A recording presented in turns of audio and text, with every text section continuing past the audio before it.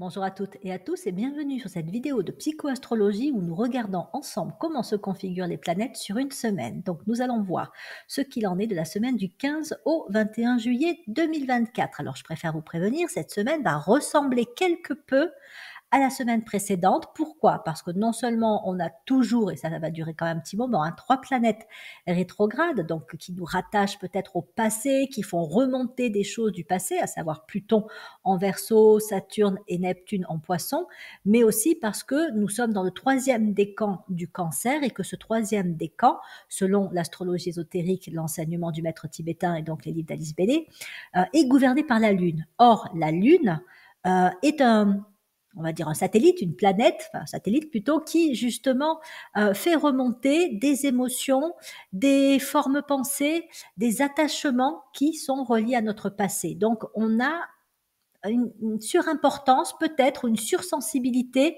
par rapport à des façons d'être, des croyances, des valeurs, peut-être même des histoires du passé qui pourraient remonter encore sur cette semaine. Là où je trouve qu'elle présente quelque chose d'un petit peu différent de la semaine précédente, c'est donc point quand même essentiel que l'on se rapproche de la pleine lune. Cette pleine lune va avoir lieu le dimanche 21 juillet à 12h17 pour cette partie de l'Europe. Et si je puis dire, une pleine lune, c'est le moment en fait où les énergies, on va dire spirituelles, deviennent les plus puissantes, puisqu'en fait c'est comme si la lune était éjectée. Elle ne fait pas obstruction entre la Terre et le Soleil. C'est pour ça d'ailleurs qu'elle apparaît pleine dans le ciel nocturne. Et donc c'est des moments où en fait on reçoit encore plus d'énergie haute, élevée, et la spécificité de la pleine lune du Cancer, donc qui se trouve en Capricorne, c'est qu'elle fait suite aux 3 grandes fêtes spirituelles, les 3 précédentes pleines lunes qui ont lieu pendant le printemps.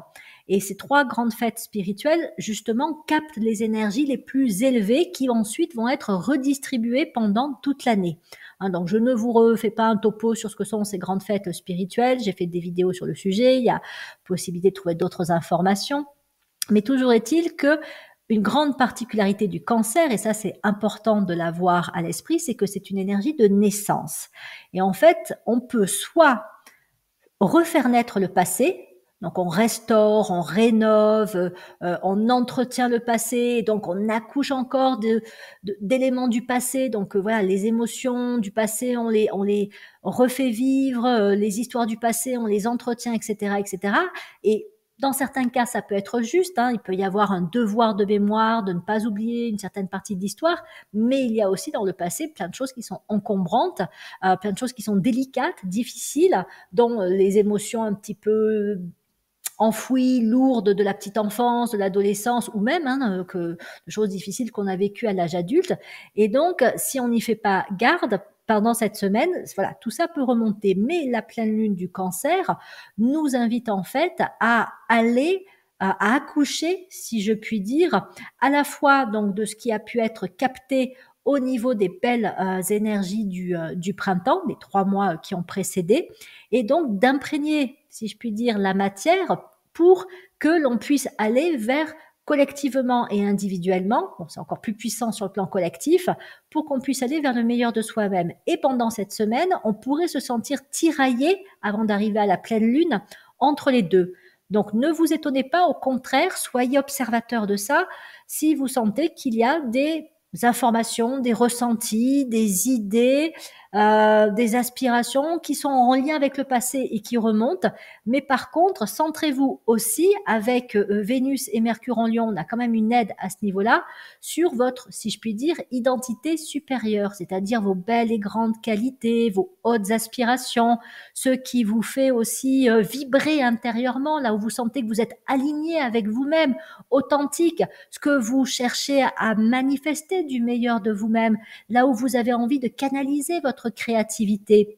Et donc, ça peut être vraiment intéressant de voir cette espèce de dualité entre ce passé encore là présent et cette possibilité d'aller vers le meilleur de soi-même et de commencer, je dis bien de commencer, en accoucher. Donc c'est on est sur cette notion vraiment d'imprégnation de la matière avec le cancer, avec le soleil en cancer, et on est aussi sur cette voilà sur cette énergie un petit peu de renaissance, d'accouchement qui peut se mettre en place. Donc on pourrait aussi avoir des pensées, des idées, des aspirations qui nous portent vers l'avenir. Donc attention à ne pas nourrir des choses du passé qui seraient inadaptées, à ne pas repartir sur des vieux schémas, sur des vieilles histoires, voire à se laisser paralyser par une peur, par un doute, par un manque de confiance en soi.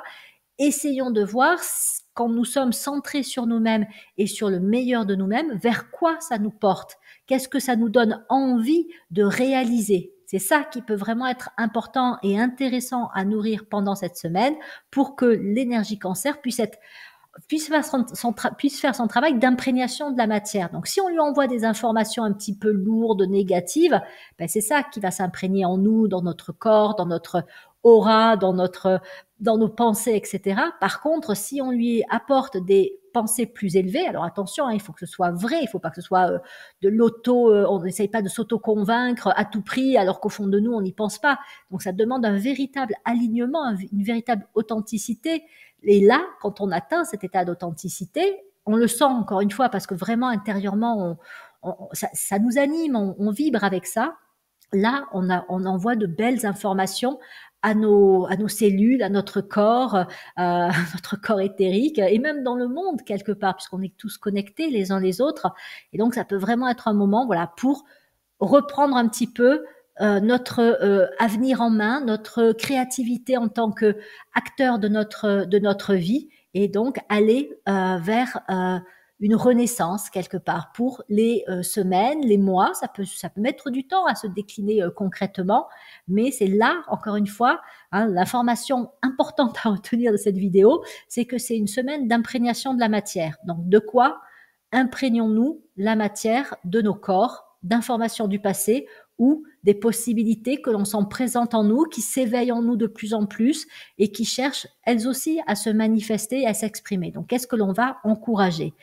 Autre information, mais que je reprendrai plus la semaine prochaine, il va y avoir donc au-delà de la pleine lune du mois du cancer, il va y avoir le passage de Mars en taureau qui va donc rentrer en gémeaux, il va y rejoindre Jupiter, donc on va arriver dans peut-être une période où tout ce qui a trait aux relations, à la communication, à une notion aussi de mouvement, de vitalisation va devenir plus importante, et donc peut-être que ça pourrait aussi participer à nous aider à avoir un petit peu des idées, et non seulement ça, mais l'envie de se mettre un peu en route, quoi, d'y aller. Donc ça peut être d'aller chercher des informations, ça peut être de discuter avec des personnes, de bouger aussi. Donc voilà, on a quelque chose d'un peu plus peut-être dynamique que ce que l'on avait sur les jours, semaines passées. Donc voilà ce qui nous attend plus ou moins, selon moi, sur cette semaine. Donc entre le passé, le présent, l'avenir, vers quoi tournons-nous notre regard? À nous donc de décider. Je vous remercie de votre écoute, de votre présence sur ma chaîne. J'en profite aussi pour vous dire que sous la vidéo, j'ai mis un lien sur ma newsletter pour l'été. Je fais 4 newsletters dans l'année, une pour le printemps, une pour l'été, etc. Donc les 4 saisons. Dans cette newsletter, je vous parle des différentes formes, applications d'astrologie. Donc, dans quel domaine on peut utiliser l'astrologie. Je vous parle aussi de l'évolution de mon offre de consultation astrologique. Elle s'enrichit, donc ça, vous pourrez le voir en consultant le lien. Et je lance aussi une nouvelle série de vidéos consacrée à Lilith. Donc cette série de vidéos va être disponible, la première vidéo va être disponible à partir de dimanche après-midi. Mais d'ores et déjà, vous avez le lien sous la vidéo si vous voulez ne pas attendre et que vous commencez à regarder la vidéo dans la matinée. Voilà, encore une fois, il ne me reste plus qu'à vous souhaiter de belles choses pour cette semaine et à vous dire à bientôt pour de prochaines vidéos de psychoastrologie.